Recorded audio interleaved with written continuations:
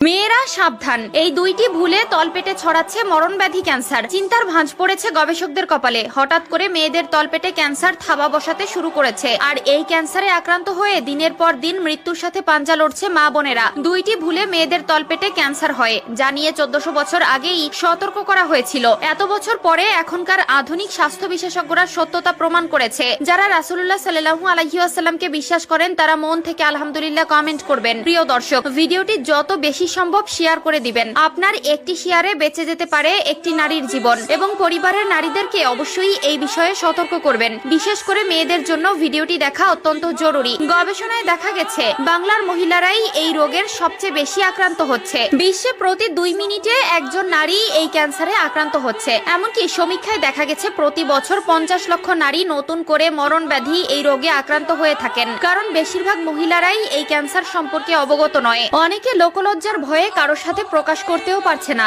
চলুন জেনে নেই এই তলপেটের ক্যান্সার আসলে কি। মেয়েরা যেখানে সন্তান ধারণ করে সেখানে ক্যান্সার হয়ে থাকে, যাকে ইংরেজিতে সার্ভিক্যাল ক্যান্সার বলা হয়। এই রোগ হলে বুঝবেন কি করে? যে মেয়ের এই রোগ হয় তার ঋতুস্রাবে অনিয়মিতা দেখা দিবে, প্রস্রাব করার সময় তলপেটে ব্যথা করবে। মেয়েদের শরীর থেকে স্বাভাবিক পরীক্ষায় যে উপাদান নিঃসৃত হয় তা যদি স্বাভাবিকের তুলনায় অস্বাভাবিক রূপ নেয় তাহলে বুঝতে হবে এটি তলপেট ক্যান্সারের লক্ষণ। প্রস্রাব করার সময় রক্তপাত হওয়া এই রোগের লক্ষণ। চলুন জেনে আসি এই রোগে সবথেকে বেশি কারা আক্রান্ত হয়। গবেষকদের মতে এই রোগে আক্রান্ত হওয়ার সবথেকে বেশি চান্স রয়েছে 15 থেকে 30 বছর বয়সী মহিলাদের মধ্যে। বিশেষ করে গ্রামীণ এলাকার মা বোনদের মধ্যে এই রোগের ঝুঁকি অনেক বেশি থাকে। এছাড়া যারা একের অধিক সন্তান জন্ম দিয়েছেন তাদের ক্ষেত্রেও কিছুটা প্রভাব ফেলতে পারে। যখন মেয়েদের গর্ভে প্যাপিলোমা ভাইরাস আক্রমণ করে তখন শরীরে প্রতিরোধ ক্ষমতা ধ্বংস হয়ে যায়। বিশেষ করে ওই স্থানে থাকা ইস্ট্রোজেন নামক হরমোনকে কাবু করে ফেলে এই ভাইরাস।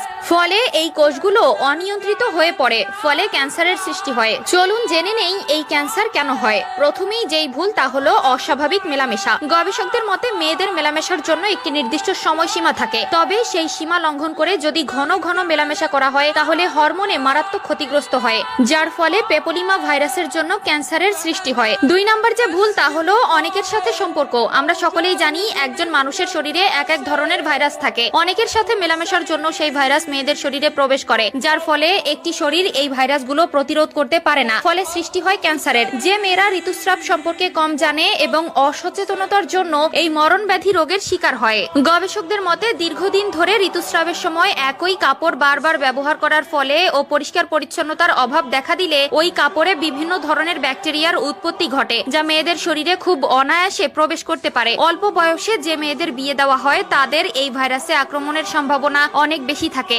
চিকিৎসা বিজ্ঞানীদের মতে যে কোনো মেয়ের বিয়ের পাশাপাশি পুরুষের সঙ্গে মেলামেশার জন্য নির্দিষ্ট একটি বয়স রয়েছে, এবং সেই নির্দিষ্ট বয়সের আগে যদি তারা মেলামেশা করে তার শরীরের উপর খারাপ প্রভাব